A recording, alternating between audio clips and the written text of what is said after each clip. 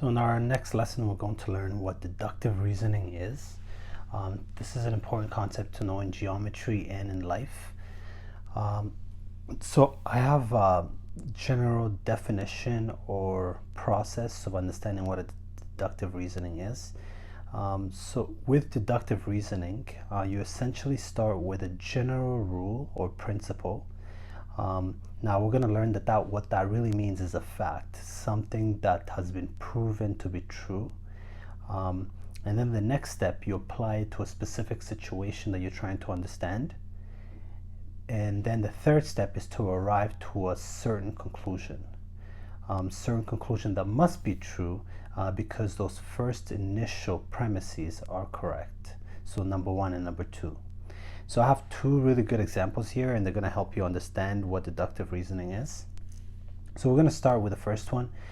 So we're going to start, before I even get to this, I want to help you understand why you might use deductive reasoning. Let's say you're just trying to determine or figure out if whales are warm-blooded. It's just a thought that you have in your head. You're trying to prove if that's potentially correct. So you would start with the first premise or the general rule. The way I like to think of it, it's a fact that we know. We know that mammals are warm-blooded. After you know that fact, then you think to yourself, okay, a whale, we know that another fact we know is that a whale is a mammal. So if those two premises, those two facts are correct, then the conclusion must also be correct. So therefore, a whale is warm-blooded. Another example I have here is the first one. Again, remember, this is the first premise. This is the first fact that you know. You say that all birds have feathers. So that's, to some degree, that's accepted as fact. We know that all birds have feathers. And then we're trying to determine, does a robin have feathers? So our next fact that we know is that a robin is a bird. So we have two premises. Now we know those two premises are correct. From what we know and understand, they're both correct. Therefore, if those two premises are correct, the conclusion must also be true.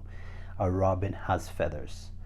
So what you need to understand with deductive reasoning is we start with a general rule, something that's general, not very specific, and then we arrive at a conclusion that is specific about a situation that we're trying to understand.